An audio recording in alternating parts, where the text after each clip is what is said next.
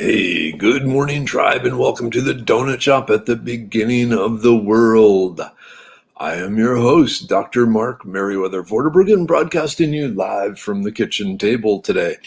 It's too dang humid outside right now. I walked out, everything just fogged over, and I really don't want to subject my computer to that much condensation. So here we are inside. Kind of a bummer. It was a beautiful sunrise this morning. Overhead over Houston. It was this beautiful pink sort of thing with the clouds way up there. Really, really nice. Hey, good morning, Mike. First one through the door. Hey, good morning, Michelle. I gotta admit, I am dragging this morning. I horribly broke the Foraging Texas website yesterday. And I was struggling with it, and then finally Mrs. Weather took pity on me and took over and recoded a bunch of stuff and cleaned up some things. But we were up past midnight. Hey, Alan. Hey, Terry. Hey, Surrender. So yeah, but it's back the way it was supposed to be before I started trying to tweak it some. So good things are coming on the website. It's going to be a while yet. Hey, Jennifer. Hey, Molly. Good morning. A toast to Molly. Oh, yes. I think, today on the show, I'm just going to stand here or sit here and stare at you for 45 minutes or so. She is really good at HTML and all the behind the scenes coding. I was using the website has a WYSIWYG editor, what you see is what you get sort of thing. But it really, if you just start making changes in the WYSIWYG version, it throws up all sorts of junk code behind the scenes, which then screws up as you try and do other things. And so she went back and redid things. Hey, Molly. Oh, cool. Happy birthday, Molly. Good morning, Bonnie. Good morning, Sherry. Hey, Tony. Oh, here's a good question. All right. Tony asks, do birds reuse nests outside? It depends on the species of the bird. Some do, some don't.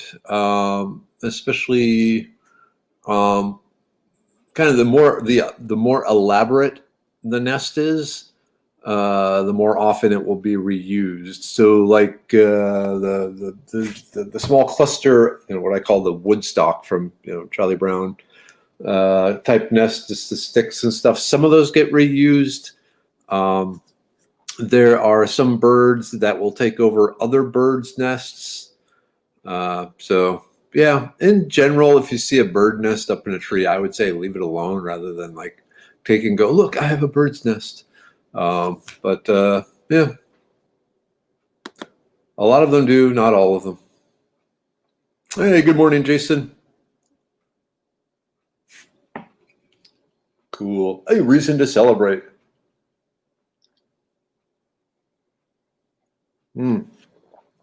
Other than the existence of coffee. Small birds under eaves. Okay, so are they making that the kind of the clustery, mud and grass type thing? Those usually get reused. Yeah. So, yep. Why rebuild something if you don't have to? Actually, that's a really. I'm just thinking, like, I was rebuilding Foraging Texas. It's I wouldn't say it's fine the way it is, but yeah. Anyway, so I'm trying to make the Foraging Texas website kind of create it for the modern equipment. When I first created the website, there were no smartphones, there were no iPads, there was nothing like that. Over the years, the technology's gotten smaller, screens have gotten smaller.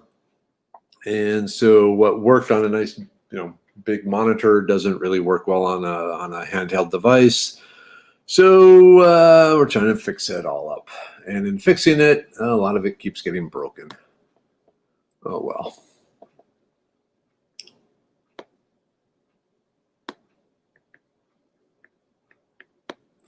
Hey, good morning, April. Oh. Okay, I'm glad you're here, April. So a prayer request came in yesterday. So not of a tribe member per se, but the 10-year-old son of a friend of a tribe member. He is currently in the hospital with the juvenile rheumatoid arthritis, so bad that his head is all twisted, and he's in one of those halo vests, where they have the bolts into the skull and the thing down. And you can imagine for a 10-year-old, this is just hell on earth, and he's really sad and really doesn't understand why him. So yeah, if you just want to give 15 seconds, tribe, of thoughts and prayers and goodness to Laith. So here is the name. This is the person. I don't know if you can remember back when you were 10 years old and how much freedom you had to run and play and everything. And imagine not being able to do that, and being trapped, not just trapped in a bed, but I mean, and I can speak from experience here, having freaky stuff strapped to you so none of your friends want to come over and see you. So for Laith, a moment.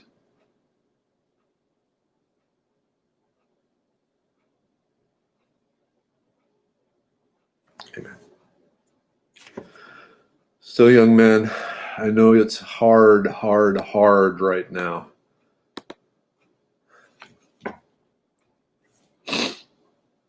All right.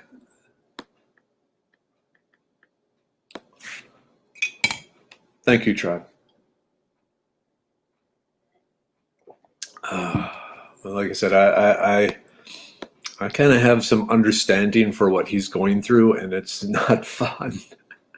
Oh, since you're all praying, so today my mom goes in for the halfway through CAT scan, like halfway through the treatment, like halfway through her. So they're going to see, the tumors, what size they are, how much they've shrunk. They know they've shrunk. That's cool. So now it's just a measurement of how well is the chemo working. Oh, here we go. From Dad. Hey, Dad. Good morning, Dad. Good morning, Mom. Mom is at the hospital. Port, draw, flush, electrocardiogram, CAT scan, another port, draw, flush. So yeah. So my mom's going to be poked, prodded, scanned, and generally, subjected to modern medicine, which is saving her life, but can be somewhat unpleasant compared to drinking a cup of tea. But yeah, hang in there, Mom.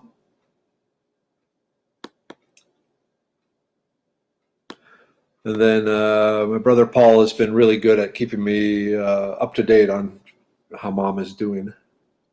So thank you, Paul. Good vibrations, good coffee, mainly good vibrations. It is so humid outside.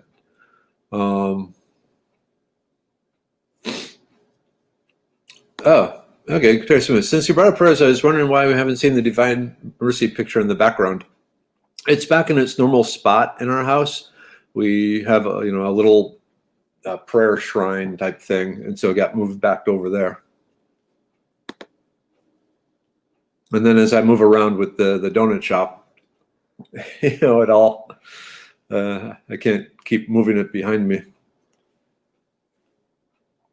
So, Dad, remember the little pink arch with the candle and the three statues that we had in our living room, between the two doorways there that we where we had our nighttime prayers. That's in the entryway. That's where our little shrine is now. So, hey, good morning, Claudia. Looks like you had a really great trip there. Claudia is my neighbor. Usually she hears me because I'm in the backyard talking really loud. But yeah, between the humid and actually, so the lawn care guy is probably going to show up in a little bit too. I figured, you know what? I'm just going to sit here inside in the air conditioner and be comfortable. And yeah, go from there. What else we got going? So don't forget, class this Saturday up at Uncommon Bees in Jasper, Texas. You can go to the Foraging Texas website under the upcoming classes. There's links there to sign up. Then what is it? The September 15th, Tuesday, September 15th, I will be doing an online presentation for the San Antonio Botanical Garden. And so there's a link also on the upcoming classes to sign up for that. So it'll be about the ethnobotany of the hill country. So we're going to cover a number of plants. We'll see how many we can get in there, but some food plants, some medicine plants, and then some tool plants, if you will. So I'm excited about that one. Hey, good morning, Shannon. Good morning, Tammy. Good morning, Kimberlyn. Good morning, Alicia.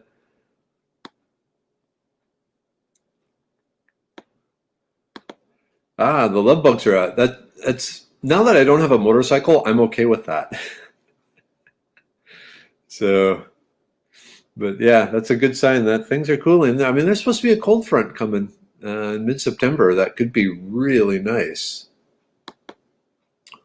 Holy moly, Bonnie, we got 4 inches of rain in an hour yesterday.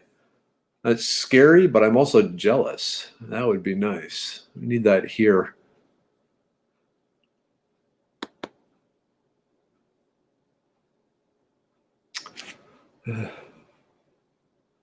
Have you ever tried a smoke bath? How does it work? No, I have not. The closest I've been in sweat lodges, but not a smoke bath. I know some bushcrafters they like it, where basically they dry smoke themselves. You know, they put some green leaves on the campfire to produce smoke, and just let the smoke waft across their body, which if you wake up and look out and see a naked guy in the smoke, it's a little weird. But supposedly it's a way of especially removing parasites, little fleas and chiggers and ticks and things like that. So, okay, let me... Let's see, Tina, the online one, which one is that? Yeah, okay, let me put up a link to. Well, let me put up 2 links. First, because I got so many classes coming up right now. So, upcoming classes.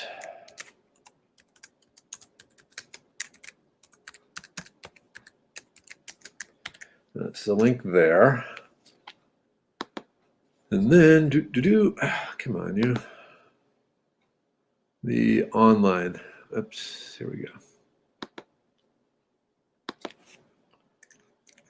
And then the ethnobotany of the Texas Hill Country.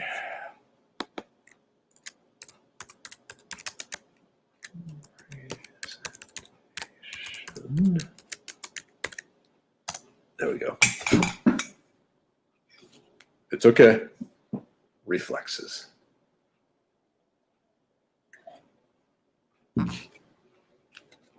Okay. Hopefully that worked.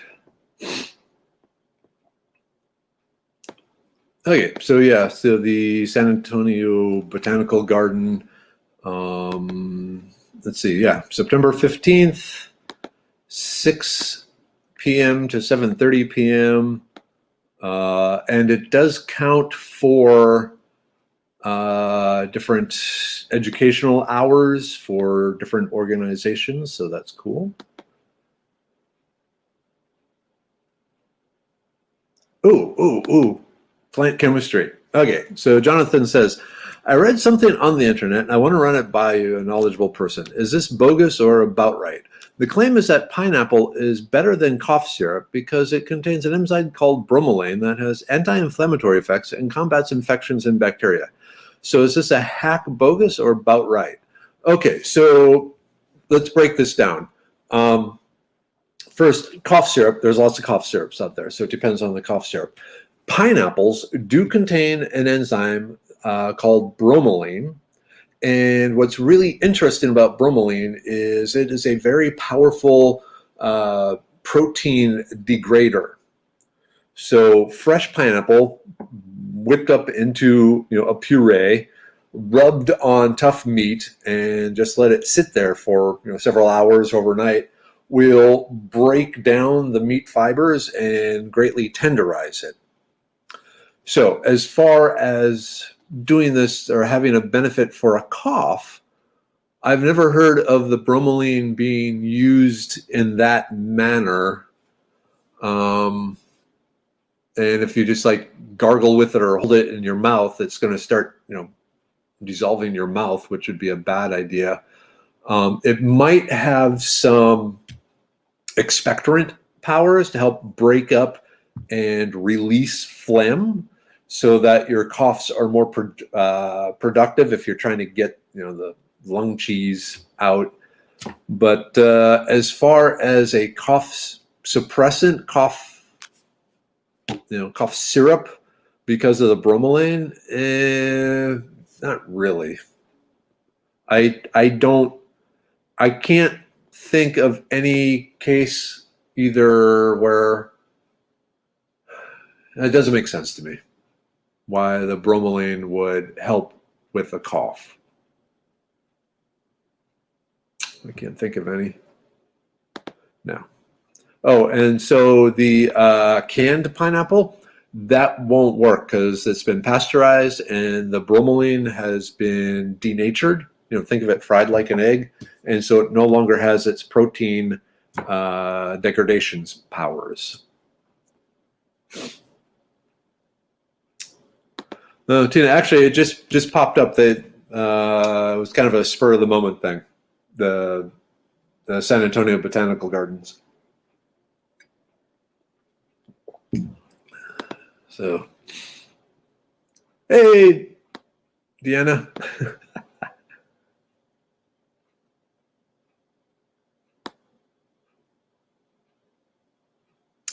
All right. Hey, good morning, Chris. Papaya too. Yep. And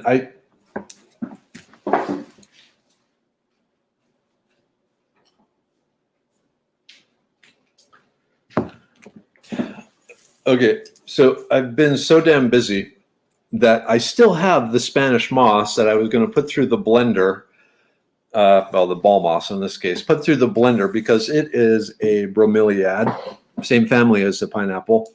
And so I want to see if it will do the meat tenderizing thing, but I have not had time.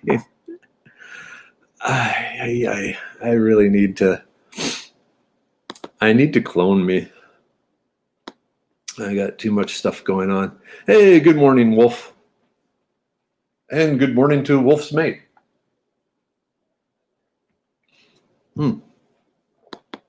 Yes, Kimberly. That's why your mouth hurts if you eat a lot of pineapple, a lot of fresh pineapple, because you're actually starting to tear apart the structure of your mouth. Oops. Hey, good morning, Joe.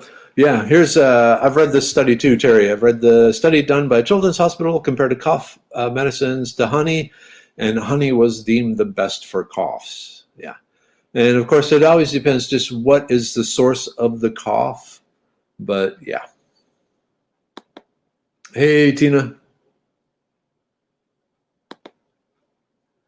Yeah, Kimberlyn, is this why I can eat canned pineapple but not real pineapple? My mouth gets sores and a few digestive issues with fresh pineapple. That's exactly what's going on. It's the bromelain in it that is still active in the fresh pineapple, and so it's looking for proteins to tear apart, whereas the canned pineapple, it's more like an egg that's been fried and it no longer has the active enzyme bromelain. There's still the, it's normally bromelain would be like this and ready to chomp. And after it's been cooked, it's like, it's changed shape. It kind of denatures it, breaks some bonds, and changes it so it no longer works. Ooh, this is interesting. Grocery store corned beef is tenderized with papaya extract, from what I understand. Ooh, man, I love corned beef. Now I want a corned beef sandwich.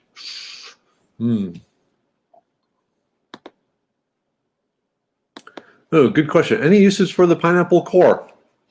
Compost. Put it in the compost. Other than that, I don't know. I mean, they're pretty hard.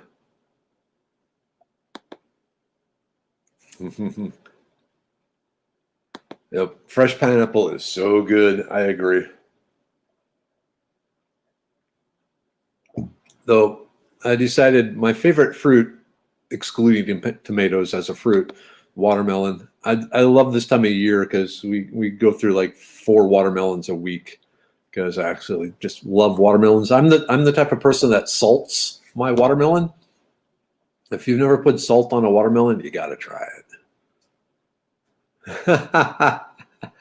Don, my son just said that pineapple is trying to eat you back. That is exactly right.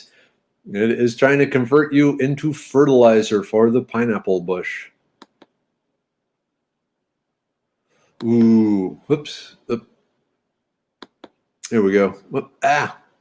Okay, Jonathan, I make a mean corned beef brisket and cabbage stew. That sounds so good. Ooh, I'm hungry.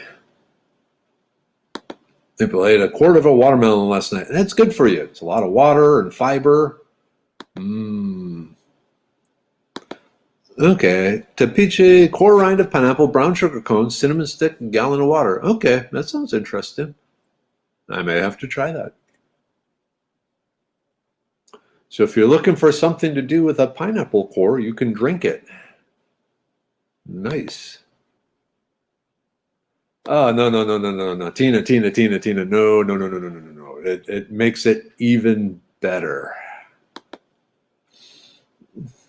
Molly, corned beef. Yep. I'm the only one in the family that really likes corned beef and cabbage, so the only time of year we can have it is on St. Patty's Day. But otherwise, I would probably be eating it once a month.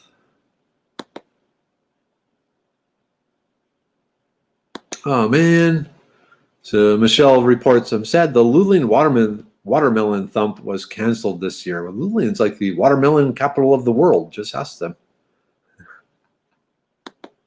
Oh, here's another good one from Darlene. You put the core in smoothies and just blend it up. That makes sense.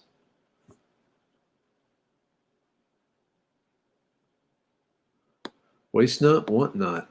I got to teach that trick to my younger daughter. She's a smoothie just fanatic.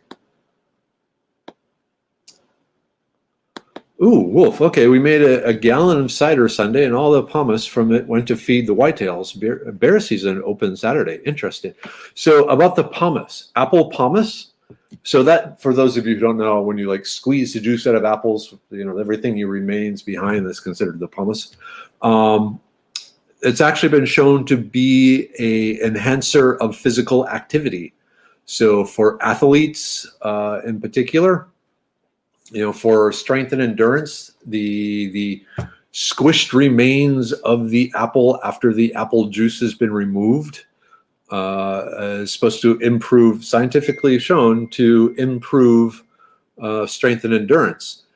The thing I've been trying to figure out, can you just eat an apple, before working out or something like that? You're getting the pumice, but you're also getting the apple juice.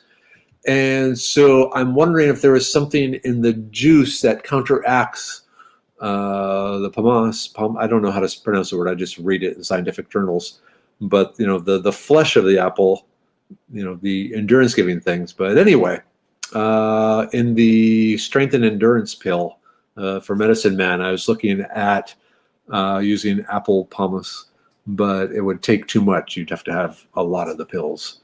But anyway, Wolf, you might consider like dehydrating the pumice and make some fruit leather out of it to eat while you're out chasing down the bears and the deers.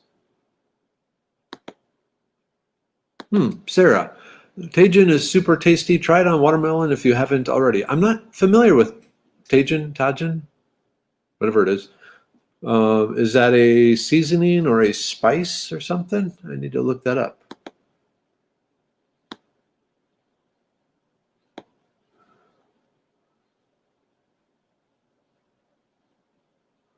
Ooh, Alan, do you do corned beef with carrot taters and parsnips?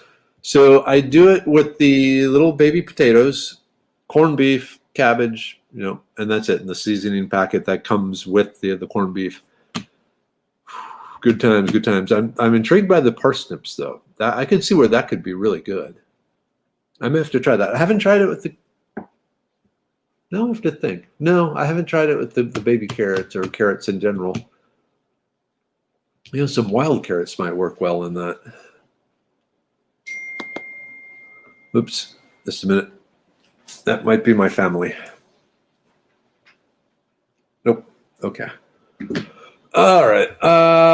So the seeds and somewhat, but if you're worried about like the cyanide in the seeds, it's you have got to eat a lot of the seeds to get any cyanide. There's many old timers that eat the entire apple, seed and all. Okay. Alicia, did you see the new COVID study? They're thinking it's a Bradykinin storm, so vitamin D is super helpful. Yes, I've seen vitamin D, a number of studies helping support the use of vitamin D against the COVID and just your immune system in general. So that's one of the things. During lunch, I'm out in the backyard. Luckily I work from home a lot of the times. And just in a pair of shorts and no shirt, just soaking up the vitamin D for 30 minutes or so. Also, don't forget you can set your little white button mushrooms out in the sun, and mushrooms will produce vitamin D when exposed to ultraviolet light or sunlight, and then it will remain for about 48 hours. So if you're gonna make supper, put your mushrooms out in the sun for a few hours, get them all filled up with vitamin D, and then eat them, and you get some good vitamin D that way. But yeah, the vitamin D, that's one of those nutrients that a lot of Americans are short on because they just don't get enough sun.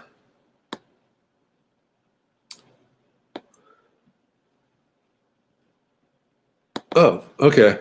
Tahine, it's how it sounds. It's a salty, sweet chili powder mix. That sounds familiar. I have to think about that. Okay, yeah. Just a minute. Hold on.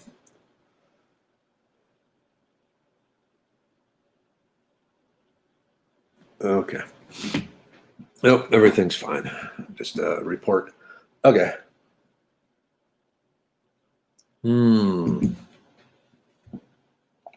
All right, let's see. Oh, okay. Yes, it's a chili lime seasoning you put on fruit. I've seen it. That is good. Yep. And Kimberly, in fact, for the autoimmune friendly immune pill that I'm working on, I'm working with a company out in California that raises mushrooms and working to set up a special ultraviolet light growing room to grow the mushrooms, get them high in vitamin D, and then instantaneously freeze dry them and grind them into a powder so the vitamin D remains. But there's a lot to be worked out there yet. But I'm pretty excited. That's where I've seen it. Okay, yes, the Mexican food trucks. Okay, that makes sense.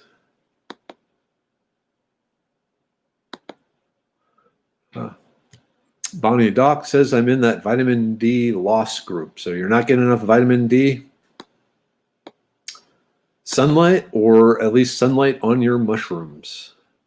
So like just the little white button mushrooms that the fresh, not canned or anything, but the little styrofoam cup of them that you buy at Kroger's and HEB, set them out in the sun.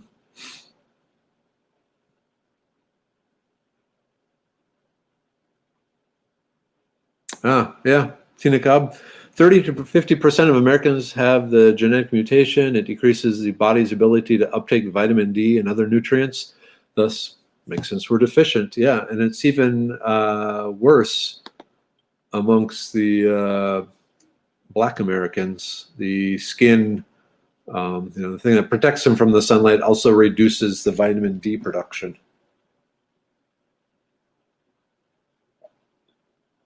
Keep thinking how much better the world would be if everyone ate right.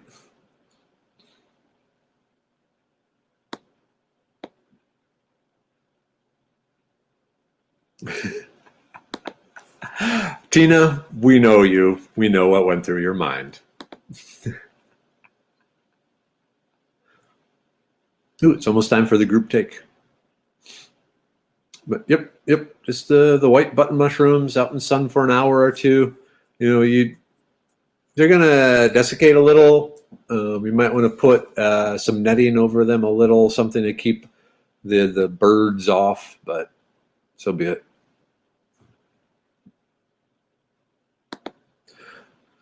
Kimberly, I take 500 units a week, but it's still low. Is it lack of sun that keeps it low? That's probably it. My understanding, though, also, and don't quote me on this, but vitamin D is one of those vitamins that requires other things along with it for the body to truly digest and take it in. And so it might just be that a lot of it is passing through you rather than actually getting into your body. Oops. All right. Okay, Molly, question. I used a mushroom supplement, made me itch. Rishi? Okay, I don't know.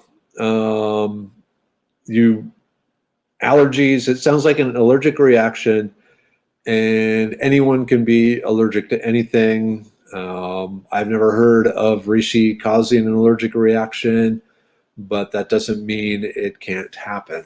So, I mean, if you still have the mushroom supplement, obviously, you could, look at the bottle. But yeah, I can't answer that question. I don't know.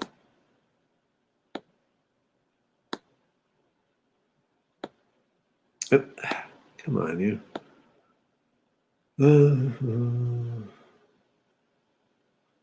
Ooh. So, Kimberly, you're allergic to EpiPens? Eek. Okay, that would be bad.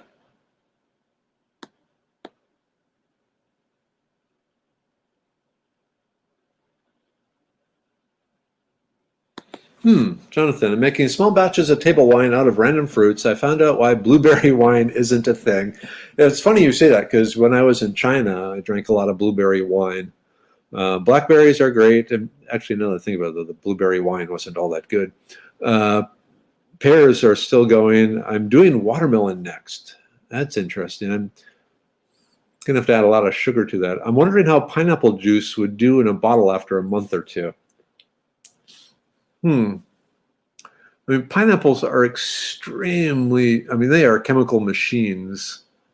It would be interesting. I don't have any scientific wild-ass guesses for you of what might happen.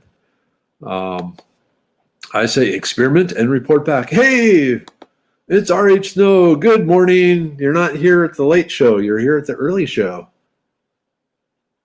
For those of you who didn't see it last week, did an interview of Mrs. Snow in regards to her science fiction post-apocalyptic book series out on Amazon. The book one, Watcher of the Damned. Cool stuff. All right. Let's see here.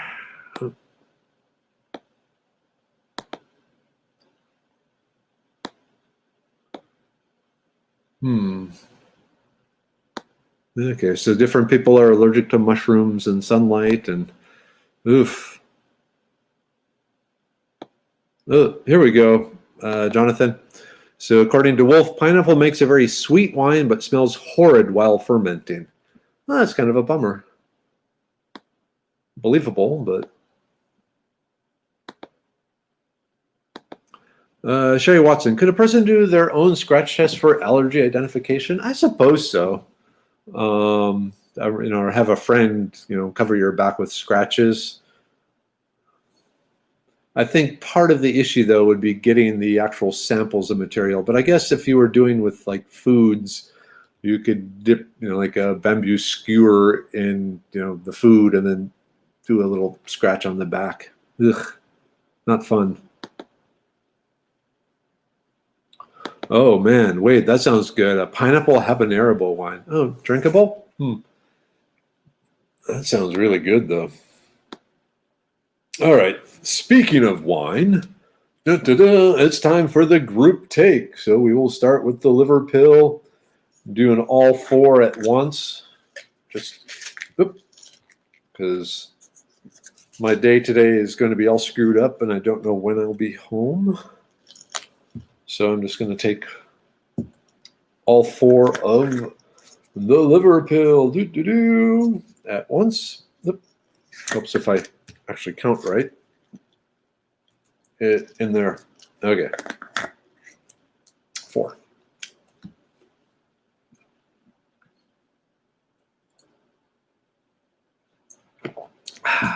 All right. And of course, the most important one, the brain pill. And I'm getting low on this one. Whoa, I only have like a few days left. So for that one, it's just 3. And so after taking the brain pill, my ability to speak will greatly improve.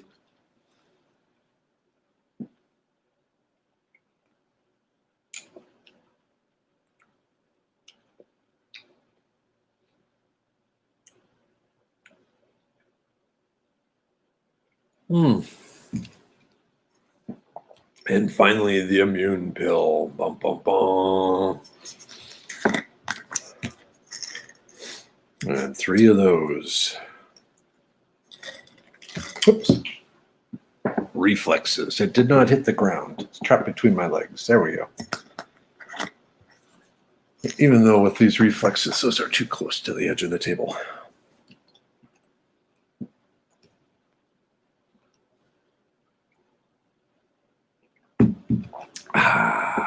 Okay. Superpowers activated. It's really dark here. Oh, well. Oh. Is there out weather spotting? Is there some storms or something coming in that I don't know about? I hope not. I was checking the weather. Let's see. Oh, where is it? Yes. So, Cleo, does the sunlight trick work on portobellos? Yes. Portobellos are another great source of the vitamin D enhanced by mushrooms by putting the mushrooms out in the sun. Portobellos are definitely do that.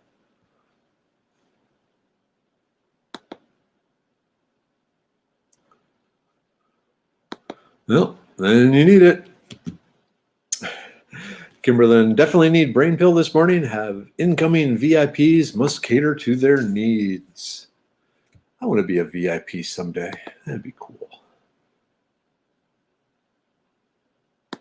Yeah, Stacy, my energy is definitely off. Like I said, I was up really late last night, past midnight. Like I said, working on the Foraging Texas website and the ongoing battles with Amazon. And yeah, it's I'm tired. I'm tired.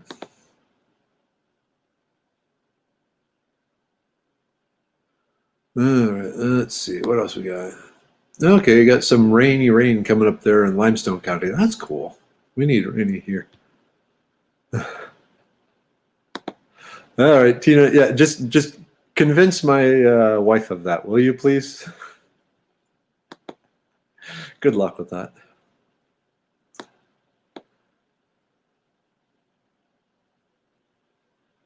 Huh. Okay. So Tina Gab, hubby grew up in Groesbeck. You were in Teague, Freestone County. Family all up there. We've had some weather this morning. Interesting. Okay. Here's a good question. So if you cook the mushroom, will it destroy the vitamin D? No, vitamin D is actually very heat stable. So, if you cook it for a long, long time, you might run into some problems, but just the normal, like sauteing in some butter with some garlic or cooking on a pizza or something like that, that'll be fine. It'll still retain the vitamin D. If you slow cook it for hours and hours and hours, you might lose a little. But vitamin D, really vitamin C is the only one that's really temperature unstable, that is broken apart by heat. But the other vitamins are actually surprisingly good at staying together. Hey, Nick, good morning. Oh, I'm the Wazoo VIP for sure. Cool. So I'll be expecting my limo and my champagne here soon.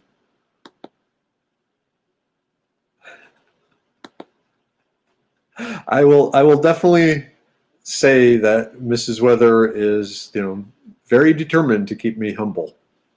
Like I said, last night, after I completely destroyed the Foraging Texas website, she basically just pushed me aside and sat down and started typing, and a half hour later, everything was right again. Yeah, maybe an hour.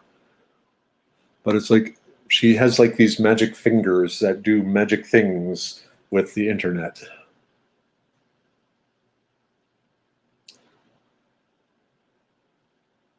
Oh, you heading out, Molly? Again, happy birthday. Have a great day. See you here tomorrow. Oh, discount word. I don't think there's there's not a Foraging Texas discount code. Oh, need the brain pill to kick in. For stuff at Wazoo. But let's see. Ooh, Nick, the limo is my forerunner driving us to Georgia in November, and the champagne is beer. I'm okay with that. And I got my forerunner. Let's see, where was it? Jonathan. Okay, I was wondering if you were to leave civilization, which type of region you would choose to inhabit. I'm thinking Appalachia for its abundant food sources and decent climate myself. Yeah, Appalachia is a great choice. If you think about American history, the Appalachia was often considered some of the poorest parts of the United States, and part of the reason was people could survive off the land there quite easily. Personally, I would like some sort of coastal area, really like up in the Pacific Northwest, with abundant shellfish and seaweeds and things like that. Unfortunately, most of that is pretty civilized, so I have to like destroy well, okay, I'm not going to destroy civilization, but yeah, Appalachia would be good. Arkansas area, the Ozarks would be another choice because there's plenty of water there.